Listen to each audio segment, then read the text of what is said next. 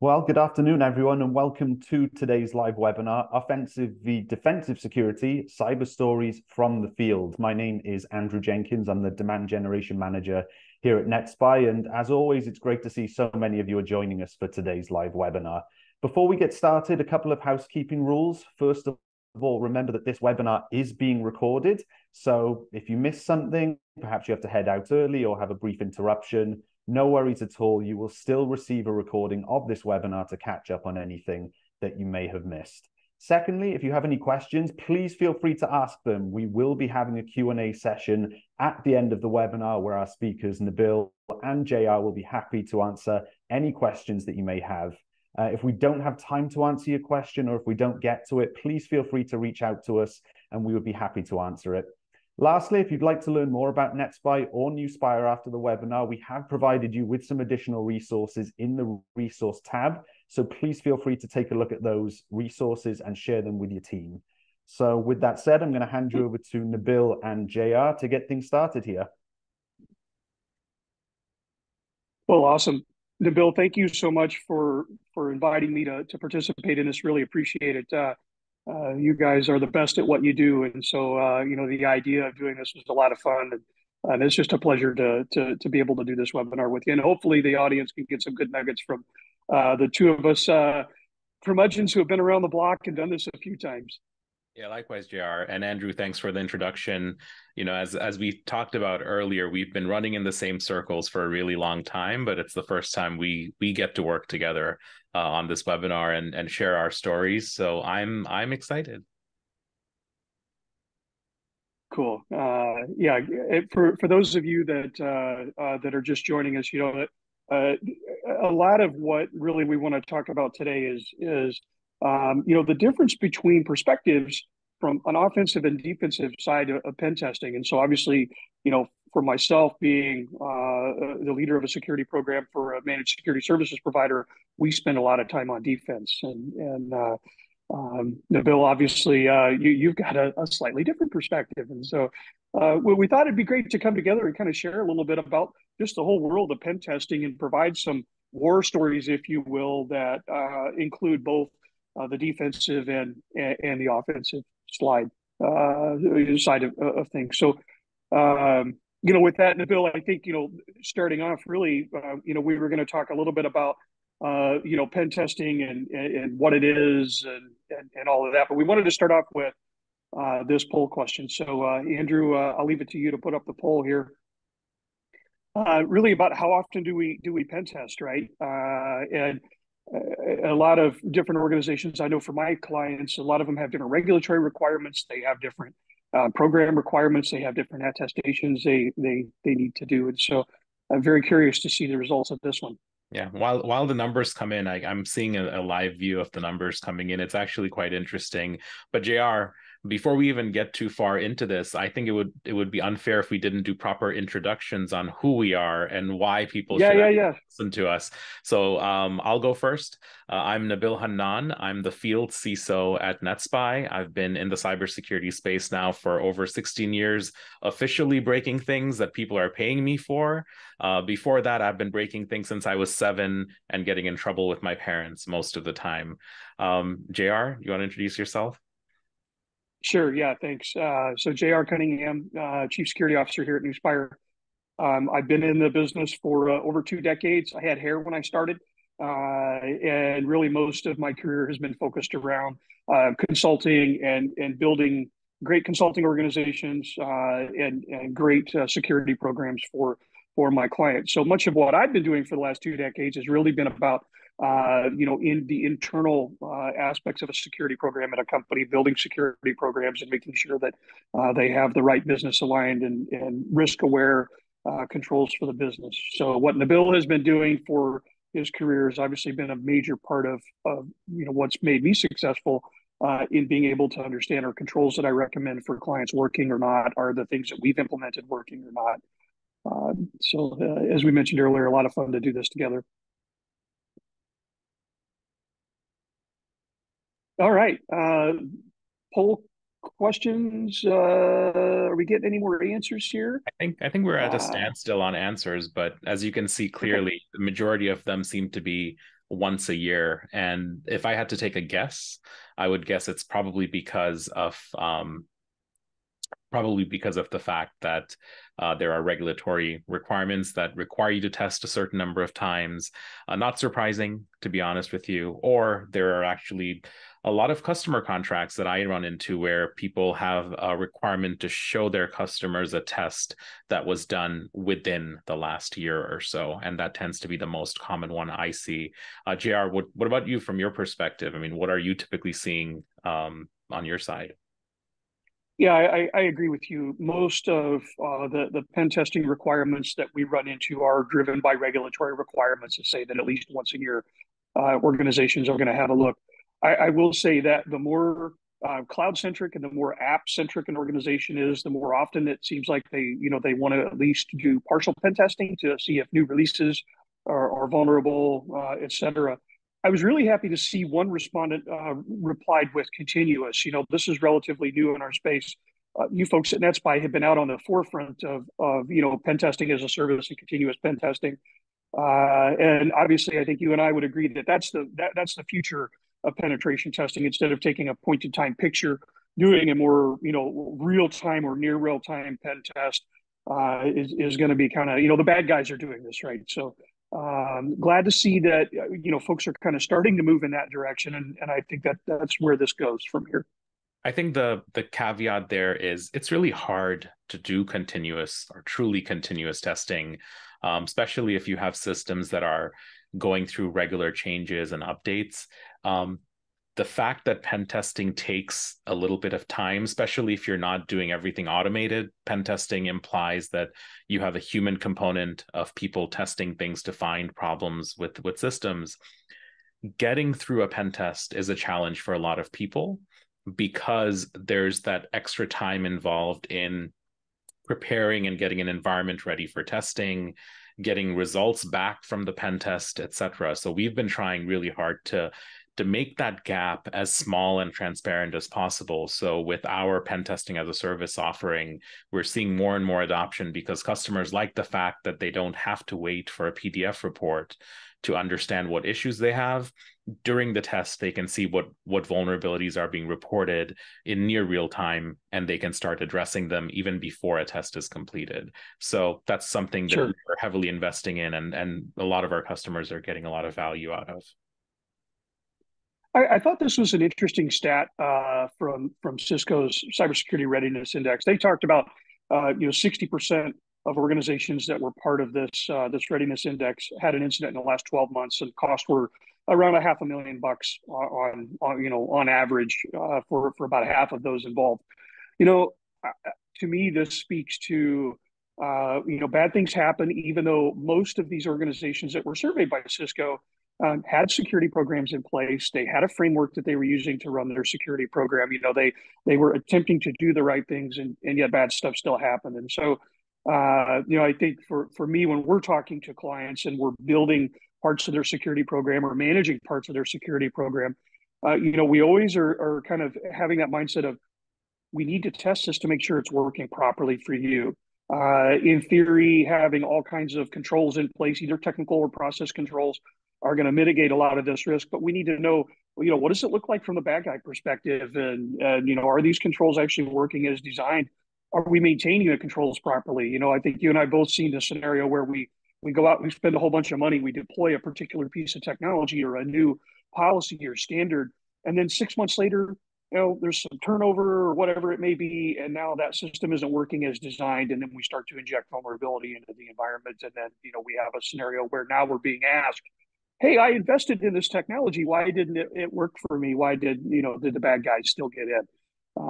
Real key driver for pen testing here for us anyway at Nuspire. I think this also goes to highlight the fact that there's no such thing as being 100% secure. There's right. if you have an adversary that has the right means, time, funding, technology, resources to breach or cause a compromise for you, they probably can get there given enough of an effort being added there. The other piece that I think is interesting, often people tend to focus on doing activities that they're more comfortable with or they have a better understanding for. So they end up spending more and more and more of their budget doing that one thing without thinking holistically. And this is where you have the basics that get missed. And I think we'll talk about that in a little bit as well. But often you see if a security leader understands code review very well, but doesn't understand pen testing, when they double their budget, they double their code review practice, but they're still finding gaps in other places. Or they're, really strong on the network side and they keep investing in more and more network security controls, but they're not investing in the app security controls or app security investments. And we often see people do that and fall into that issue where they go, hey, I doubled my budget, I spent more money doing more of the same thing, why did I get breached? And they don't realize quickly the logical fallacy that they fall into, which is just because you're spending more money and doing the same thing more and more intensely or more frequently doesn't necessarily make you more secure. We certainly see that with our clients who maybe historically have had a security team that's very infrastructure centric, and that business maybe has moved to be more application centric. And the security and IT teams might not be their native language. They might not be application engineers and developers and coders. And so they do exactly as you described. They kind of double down on, the infrastructure pen testing. And then, their business has changed and their application environment has changed, which leads to this, right? We forget about the basics of, what are the fundamental risks to the business, and am I deploying security controls in a way that actually represent, how the bad guys are going to try and get me? And so we see a lot of clients come to us and say, hey, my business changed.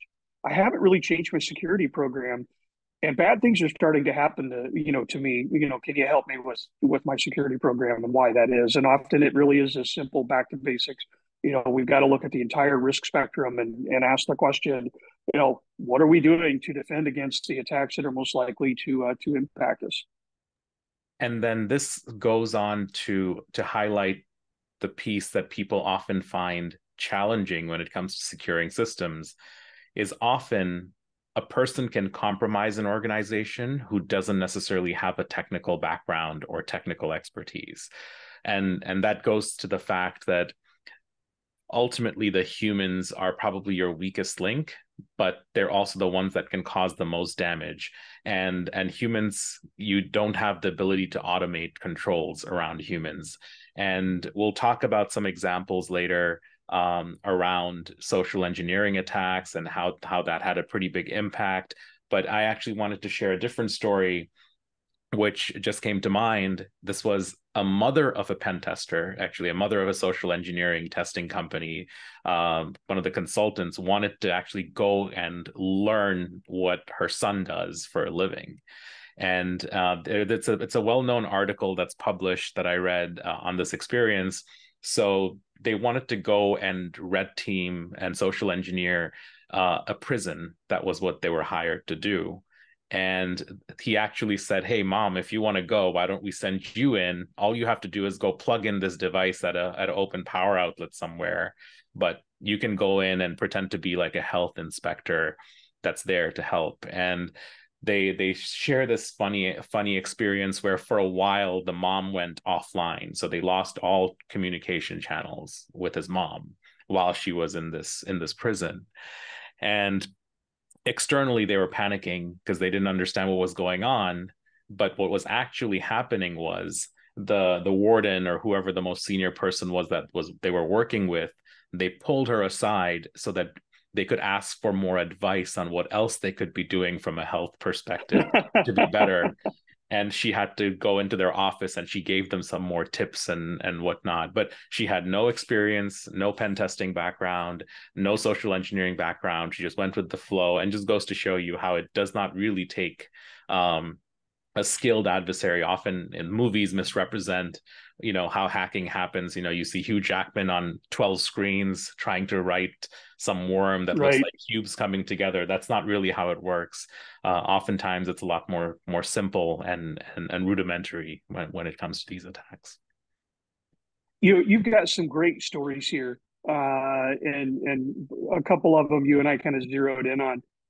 Can you talk a little bit about these types of pen testing? And I think, often I see this certainly with my clients. There's confusion about what are the different types of testing that are even available, and what should I be doing? Back to the poll, if I'm going to do a pen test once a year, once every 6 months, what are these different tests, and what should I be thinking about? Yeah, and I want to caveat this with the fact that a lot of these types of pen tests bleed into each other. So there can be combinations of testing that happens across each of these domains. But the types of testing that we tend to do the most often are application tests. Applications are everywhere. If you think about your mobile phone or mobile device, I get frustrated with my mobile phone because I have to download like 100+ applications, it seems, to even do regular things. Every time I get a new phone or reinstall the operating system, it's the most frustrating thing for me. But as you can imagine, everything has an app. Everything you do today has an app. Whatever you can think about, whether it be web application, mobile application, thick clients, and so on. So application pen testing is a pretty key component of a lot of businesses and how they function. Network testing is another piece. I feel like an extension of network testing is the cloud testing piece. But ultimately, if you think of your overall underlying infrastructure that supports your business and your applications and things that you're hosting, that's where the network testing comes into play. Cloud adoption, as you can imagine, has become more prevalent. Everyone is deploying software systems into the cloud, building cloud native solutions to be able to scale. I feel like the pandemic helped accelerate a lot of the cloud adoption as well. So testing your cloud ecosystem, making sure everything is configured correctly, making sure systems are being deployed securely becomes critical. There's a social engineering and red teaming. Social engineering, I feel like, is a very focused area of red teaming. Red teaming is an objective-based assessment where you are trying to accomplish specific objectives with nothing else stopping you. So you're just given objectives and you have to figure out how you can accomplish that specific objective. Social engineering is a subset of that, where you're trying to socially get people to do things that give you certain types of advantage, whether it be access to systems, whether it be performing a certain action, and so on. And then the last one we have here is around IoT. It's a very broadly used term. The way I like to use it is anything that is connected to the internet, or anything that is connecting to something that is connected to the internet. So if you think of today, your thermostat has an internet connection. My refrigerator actually finally has an internet connection, which I never thought would be necessary, but it does. We have cameras, security cameras, alarms, sensors, and things around the home. A lot of these devices are getting connected to the internet today, and that's only adding more and more to the complexity of the ecosystem that supports everything that we do. Then the more complexity you add to something, the more chances you have for weaknesses and areas that can be compromised. So at a high level, we see these as being the higher level categories of things that we do testing on, and the types of pen testing that we see out there. Your point about these things kind of melding together during the testing process, we certainly see that in the manufacturing and healthcare space, where the IoT side of things is as important as the traditional quote IT side of things, and organizations really need to understand the totality of their attack surface area and vulnerability in those areas.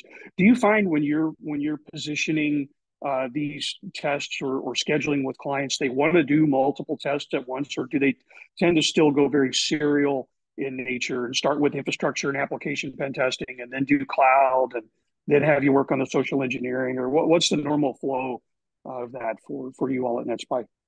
It's really hard, especially when it comes to systems like medical devices today, to do just one type of pen test, because you have to think of the ecosystem holistically and what is the solution providing to your end user.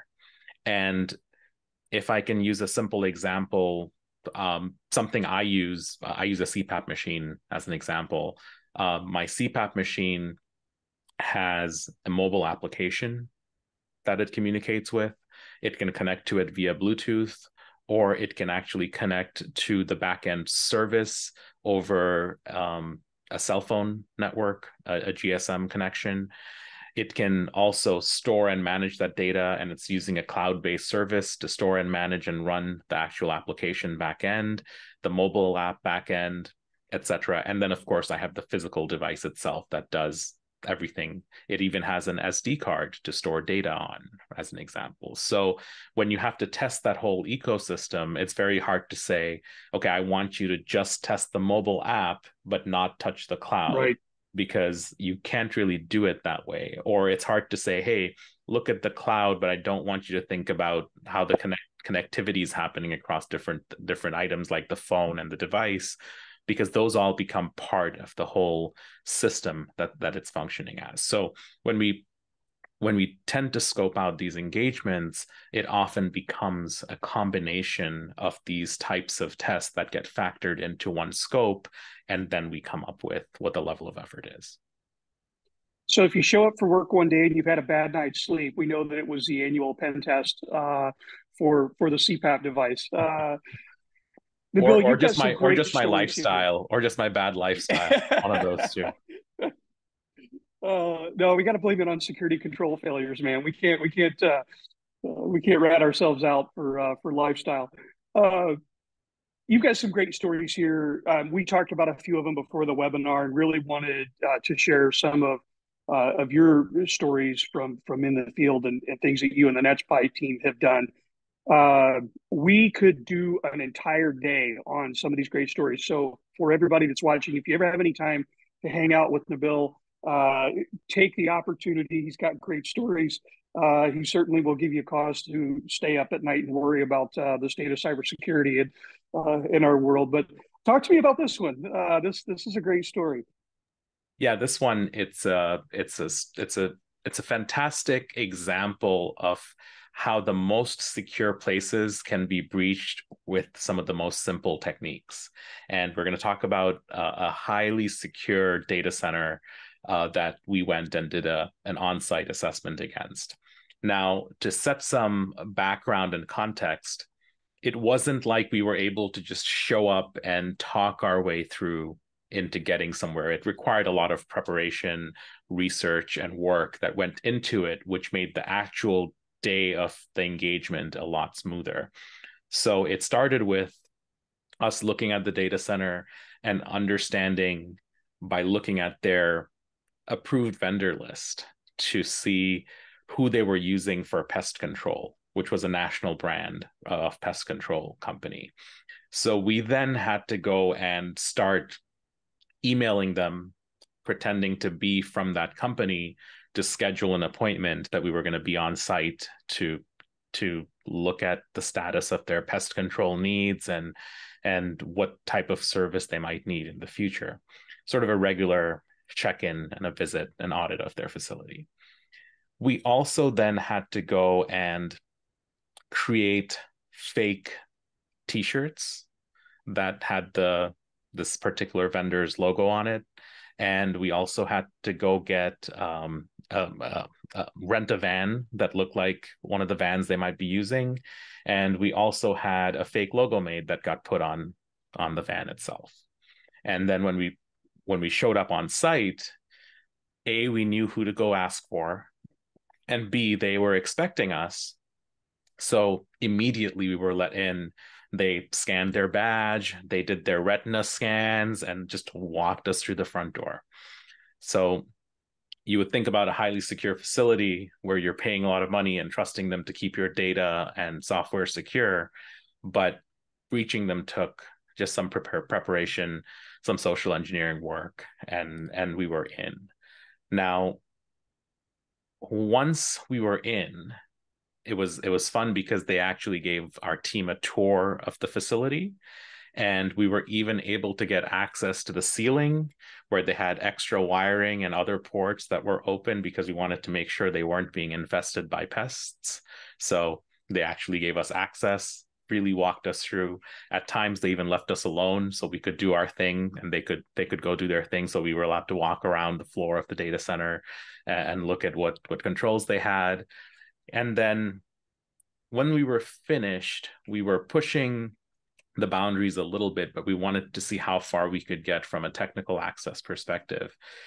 So the team went and told our main contact that they forgot to print the invoice for what they needed to send to them. And immediately the point of contact was very helpful. They gave us network access so we could get online. They allowed us to plug our computers in, and we were actually able to email them a fake PDF as part of the invoicing process. And then we left undetected. No one knew anything happened, anything went wrong, and we were on our way. And this goes to show you, why having a very close relationship with your physical security team is equally important as other technical controls you put into an environment, because people are still your weakest link. And if you don't train them, don't build a culture where they question certain things and they're diligent about what they're doing, it's very easy to breach highly secure facilities as well. You mentioned right up front all these security controls that they had. You mentioned biometric retina scanner in this instance, and badge access and all that. And it's amazing with all of that money. Back to that second slide we had up, all that money spent on technical security controls, and the standards and procedures end up being the weak link. Slightly different one. What about the SQL injection and a little bit extra? So the SQL injection one is one of my favorite tests that I've conducted, and found unauthenticated SQL injection through the login form of a web application. And the interesting thing about it is, when you start a pen test, you often have to decide, and looking at the system you're testing, especially for a web application, what functionality do I really want to test first? Because you want to prioritize and get the most bang for your buck up front. And I got really lucky, because the first set of credentials that the admin sent me didn't work. I tried to log into the test environment and it didn't let me log in. So I went back to his desk. This is when we were on site in an office. I went to his desk and I said, "Hey, look, you gave me this Post-it note with the password. This isn't working." And it happened to be my mistake. I actually fat-fingered the password, but I didn't know that at that point. He was just sitting next to me, walked up to him, and he goes, "No, that's not right. Let me show you." And he actually pulled up the console directly on the database, ran a query, show me the password where username equals this, and a password popped up. And he goes, "See, this is the password, the same thing that I typed up on here." And immediately in my head, I go, "Wait, does that mean you're not storing the password in a way where it's not reversible?" And he goes, No, we hash our passwords, so you can't reverse them." And I'm like, that makes no sense, because you just made a database query and showed me your password. So that can't be right. And he goes, No. I know how it's done. Don't worry. I saved it correctly, whatever. I didn't see his actual query, but I saw him do something very quickly. And I was like, okay, something's wrong. Something smells fishy. I'm going to investigate it further. Then I start logging in. I log in. It lets me in this time. And then I look for a very basic SQL injection attack, put in a single quote, see if it breaks anything. And, simple enough, it broke the authentication page. And then I finally managed to write up a query, and I was able to eventually pull out every username in the database, but I was getting back a digest. It looked like a hash that was being pulled up. Now, I paused for a second. I thought maybe he was right. Maybe he did hash everything. But then I looked through all the entries, and there was one entry where the length of the hash, or quote unquote hash, was double. And I go, okay, clearly these are not hashes, because the length cannot be different for one password versus all the other ones. Right. So after doing some more digging, looking through sys tables, trying to figure out what stored procedures are there, what other tables are there, etc., I found a stored procedure called a decrypt password. So I just had to update my query now, and where there was the digest, I said decrypt password, and I put that column name in, and I had unauthenticated clear text username and password for every user in their system within an hour and a half of testing the system. Goes to show you, hey, A, you're not storing your password correctly. B, you've built your own authentication mechanism that also failed you. And C, it's not that hard to define and break some of these things. I did not have to do any crazy type of test cases. It was just the basic test cases that I learned when I started pen testing that just worked and got back clear text username and password for everybody. Our CTO, Michael Wilson, has a quote that he uses often that kind of mirrors your key takeaway here. He says, "Friends don't let friends write authentication schemes." And certainly, between that, and I think the other thing that we see is there's a gap often, especially when you talk about database administration and application administration. There's often a gap in the security team's understanding of how those systems actually work. And so they tend to take a hands-off approach. That's the SQL team over there. They deal with, with the databases, or that's the app dev team. They do their thing. And then, come to find out there are security specific things that maybe that team wasn't aware of, that a good security relationship, or as we like to say, deputization, where you have security stakeholders in those departments is really important. There's more to this story that I didn't get to, which was they also had test code that was left behind for a security control. So it was the CAPTCHA. We're all familiar with CAPTCHAs. This is how you prove that you're not a robot, right? It says, hey, click here and I'm not a robot. How many motorcycles are in the picture? Yeah, right? Yeah. Or click and get rid of all the fire hydrants. Man, I hate those fire hydrant ones. Yeah. They take way too long for no reason. Well, this one was a much simpler version, but once again, they implemented their own CAPTCHA solution, but they did it in a very poor way. They had, instead of coming up with CAPTCHAs on the fly and showing it to users, they had stored pictures of numbers that were malformed, and they had them in the database with the answers as well stored in the database. But to make it worse, when they served the CAPTCHA to the user, if you went into the HTML comments, they would also serve the answer in HTML comments that their Selenium automation was using for unit tests and regression testing. And they just forgot to remove it from production. So you could actually bypass any automation control like CAPTCHA because they had put the answer in the code that the client was receiving on their browser. Another example of don't roll your own security controls. Like there are ways this is done. There are known solutions. Go use those versus trying to build it from scratch. It's an interesting testament to, really well-intentioned, well-meaning people doing things to try and improve their security posture, sometimes without fully understanding the ramifications of what it is they're doing. A great reason to have the experts test the environment, right, and draw out some of the answers to those questions. I wanted to share a little bit about pen testing from a client perspective. So, we obviously we have a lot of clients where we manage the entirety of their cybersecurity program for them. And then obviously the consulting work that we do, we're often working with clients who either have had deficiencies or control failures, or they're asking us for how to get better over time.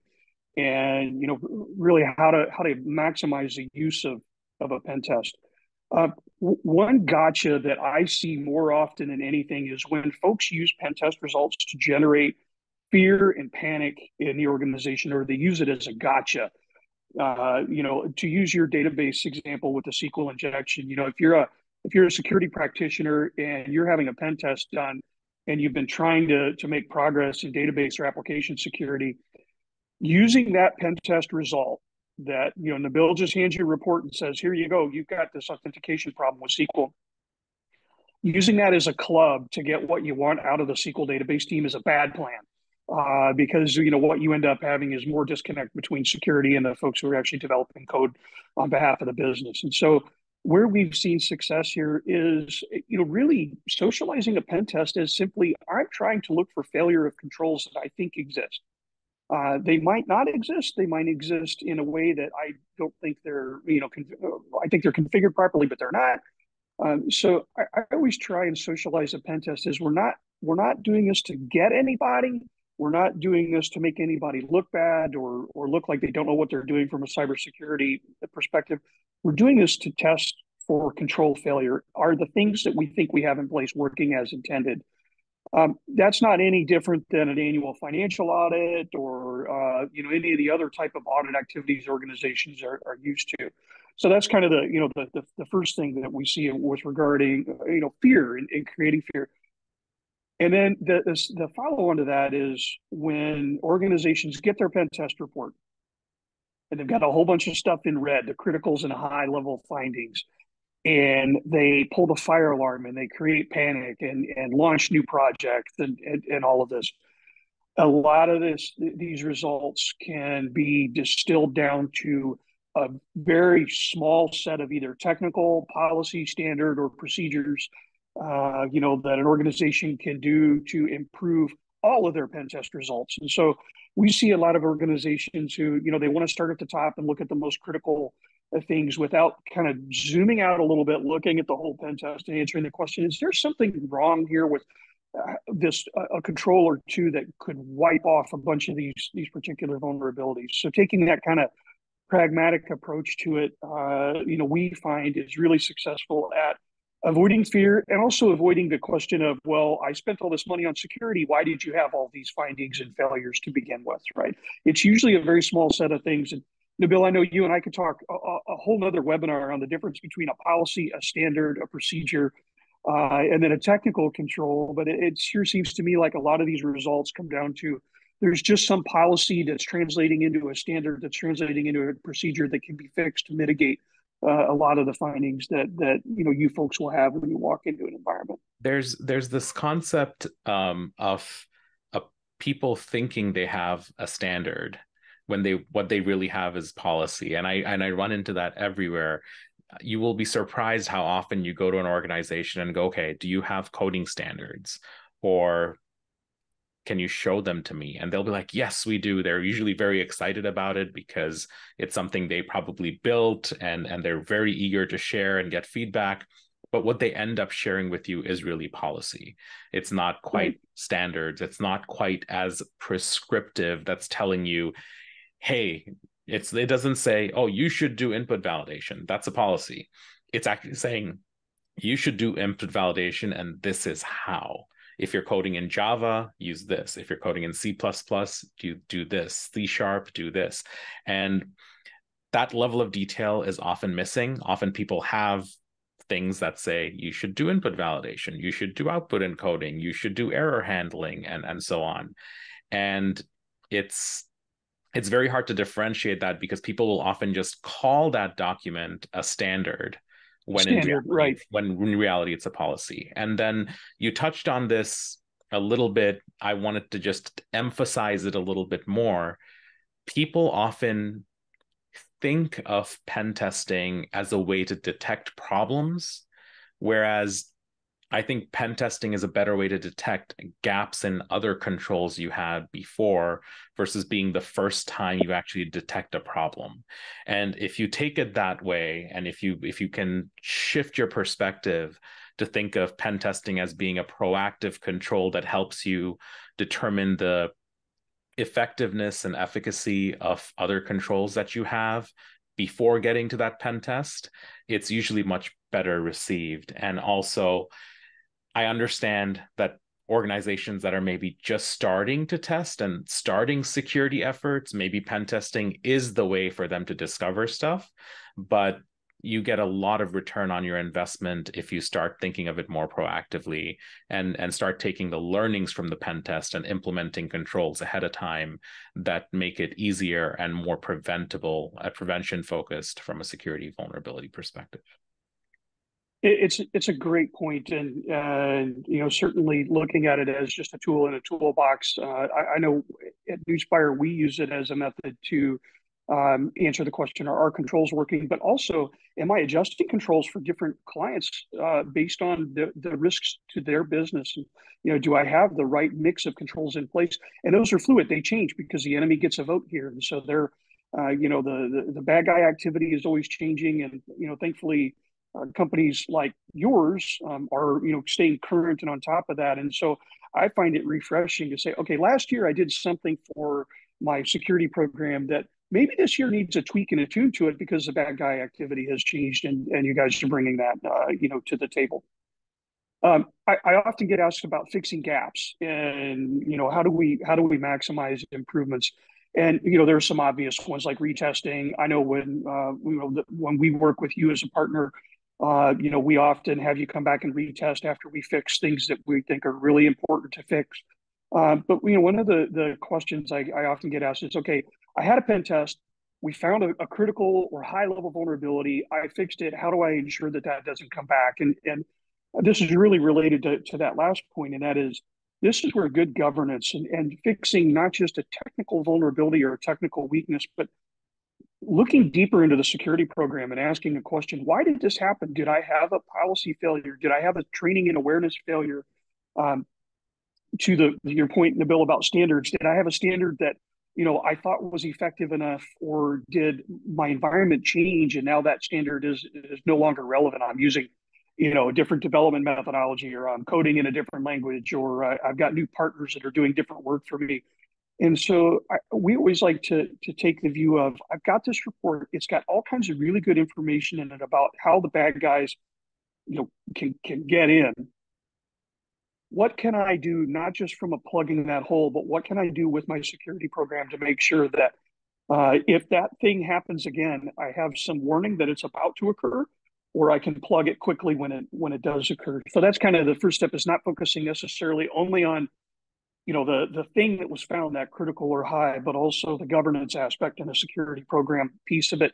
And frankly, that's kind of a boring piece. That's not as fun as buying a new piece of technology or changing a firewall rule or patching a vulnerability. But often we find it's critically important in making sure that findings don't show up year after year after year, quarter after quarter after quarter. I think we've seen an evolution there too, where in the past you found a problem and people bought a firewall, and then you found a different problem and people bought another firewall, and then you end up having 5 different firewalls that you're implementing all of a sudden in the matter of a few days.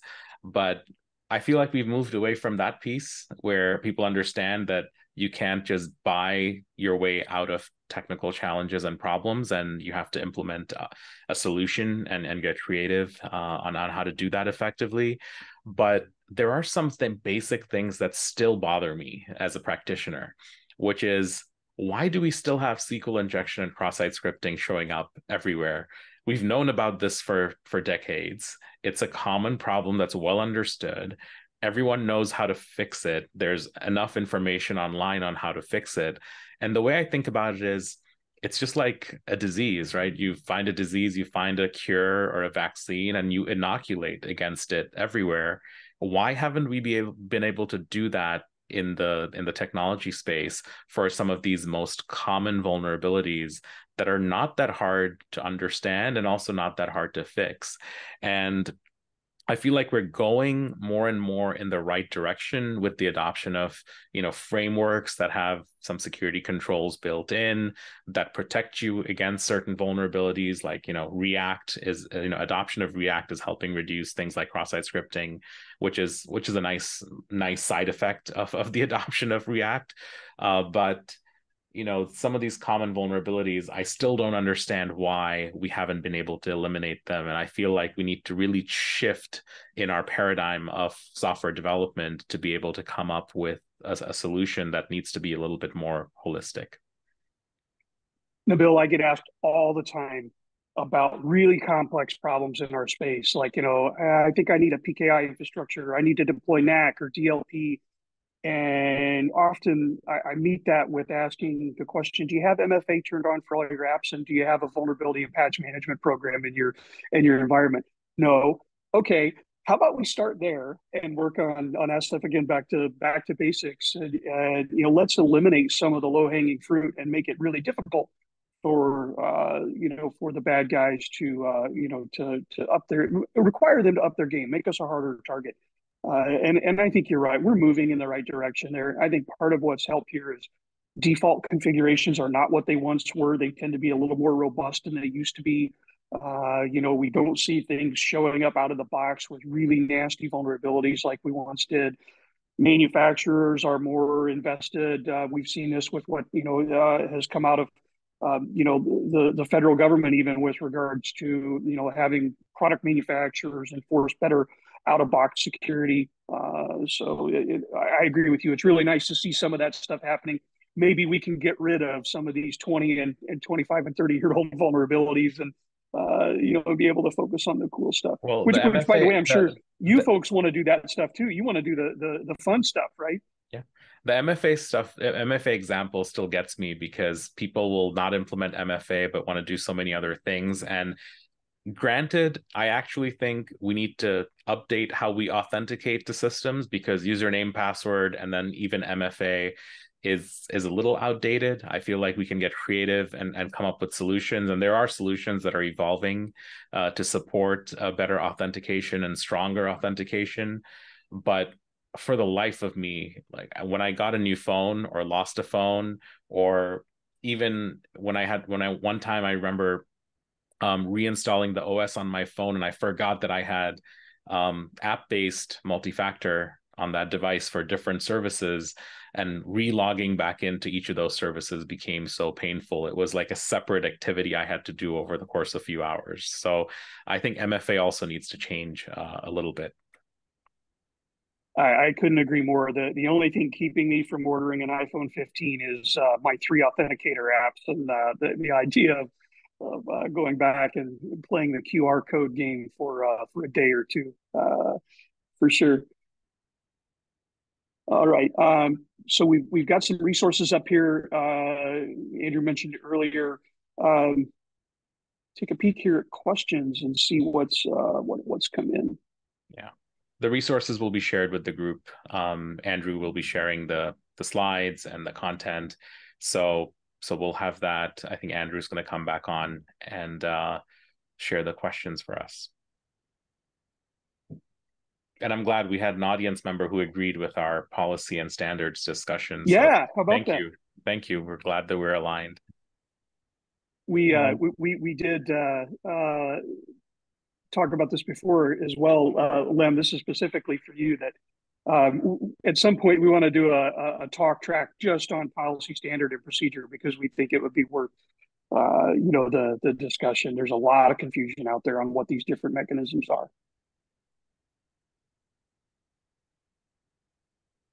Well, Nabil, JR, thank you both so much for your time and for presenting today. We do have some questions that have come through. So the first question goes back to the social engineering story. So love the social engineering story. How can we better prepare our employees to prevent a real attack like this? Is training and awareness enough? So I want JR's perspective on this, but from my perspective, I think training and awareness is not enough. Training and awareness almost becomes a point in time activity, which honestly, I think people just do because their boss or manager gets harassed because they're read on some dashboard and they go, you have to go take your training refresher course or whatever. Most people, I think, click through and just go take the test at the end and move on. Security actually has to be a cultural shift, in my opinion, within an organization. And it goes beyond just training, awareness, and culture, but it also, a piece of it is happiness of the employees and the team that you have. Ultimately, even if someone, let's say, is trained and well aware that maybe they're getting phished, and they go, oh, wow, this looks like a phishing attack, and someone's asking for my password, they might be like, you know what? I hate this company, so who cares? Here's my password. I'm going to quit tomorrow anyways. That defeats the purpose of all the training, awareness, and culture of security too. So it goes beyond just training, awareness, culture. It goes around happiness of the company, the staff, health of the company, and the team members. All of those things get factored in. So it's beyond just the training and compliance piece of it. JR, what are your thoughts? Am I missing anything else here? You're on mute.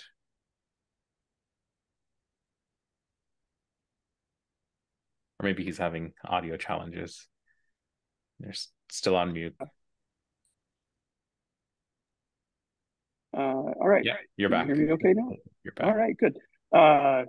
Yeah, I'll just pile on to what you said earlier, and that is, the partnership with other departments is critical here. Like, to use the pest control example, I'm having a relationship with the finance team, having a relationship with the physical security folks, and catching some of this stuff early on in the process, like during PO generation or during initial scheduling, and being able to go, is there something not right here? I've found that organizations that have good kind of deputized relationships with their security team, and they have security stakeholders buried within different parts of the organization, are so much more likely to catch that stuff than folks who have just been beaten over the head with traditional security training and awareness. If I go to finance and say, hey, I'd like to work with you on the process around POs, so when something comes in and someone's going to be on site, we know if that's a real actor or not, goes a very long way to preventing the early stage intelligence gathering that is associated with these type of social engineering attacks. Good partnerships across the business, very important, especially on the IT and software engineering, application development, DBA side. Those folks know things about their line of business that the security practitioner might not.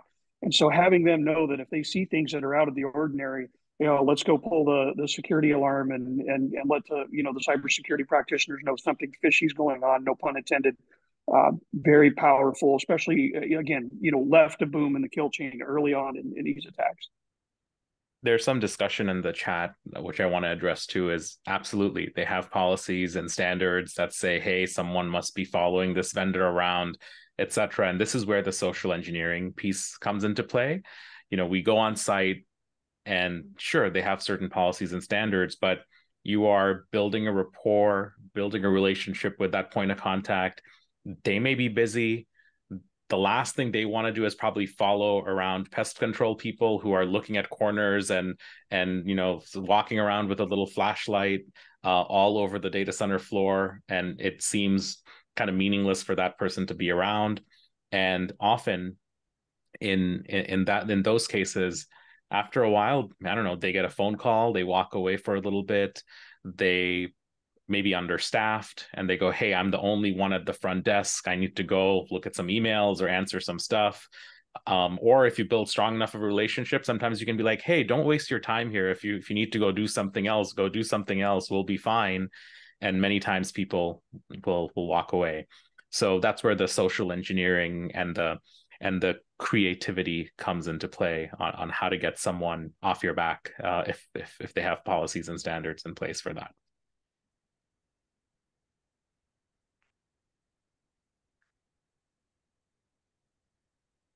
Great stuff. What else do we have for questions?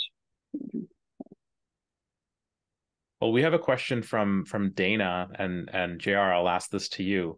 Are you finding that board of directors are asking more detailed questions on a company's cyber program, specifically the basics, including pen testing?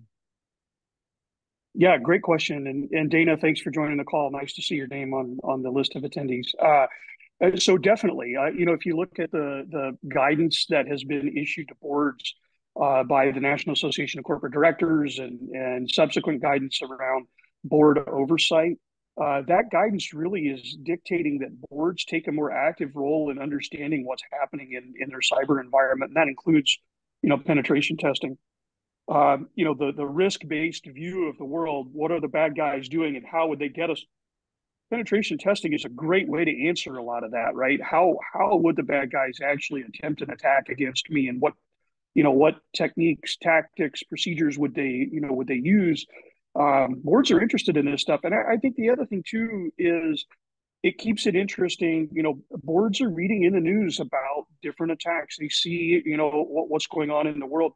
They're curious. Does this stuff impact me? And so being able to clearly articulate, yes, we've simulated that activity, and here's what we found, goes a long way towards establishing really credibility with the board that we're paying attention to what the bad guys are doing, which is an important part of our job. So absolutely seeing a lot of more involvement in board and executive level discussions around penetration testing. We had another question, which was around highlighting the MGM incident recently, which is when we're doing social engineering attacks, are we also calling help desks and trying to see what we can do there? And Dana, yeah, thanks for the question again. That absolutely, that's something we do. It just depends on the scope of what our objectives are. The example I shared earlier was an on-site assessment of a data center. So we were not necessarily calling the help desk to see what we could do there. But we have incidents, and I have some funny stories there too, where, you often go through LinkedIn and figure out, who has a big team in the company, find out their name, and then figure out who one of their direct reports are. And once you do that off of LinkedIn, call in the help desk pretending like you need a password reset. And there are cases where all they need is a Slack message back or an IM message back from their manager saying, yes, go ahead and reset the password. And usually the help desk, in the name, they're trying to be very helpful to enable you to do what you need to do.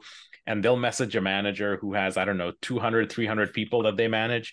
They don't know everyone. They don't know everyone's situation. And usually they'll just be like, yes, go ahead and unlock them.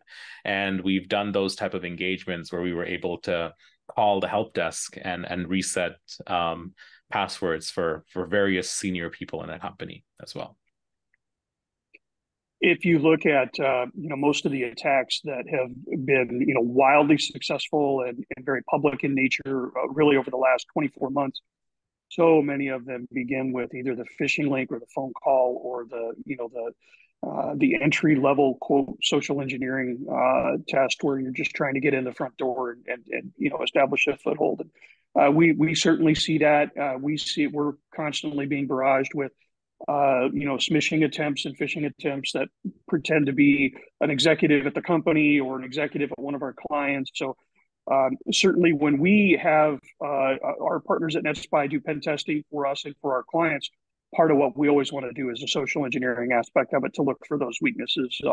And again, we're just looking for control failure. Are the controls that we have in place that say, no, you're not supposed to let just anybody in the front door, are they working as intended?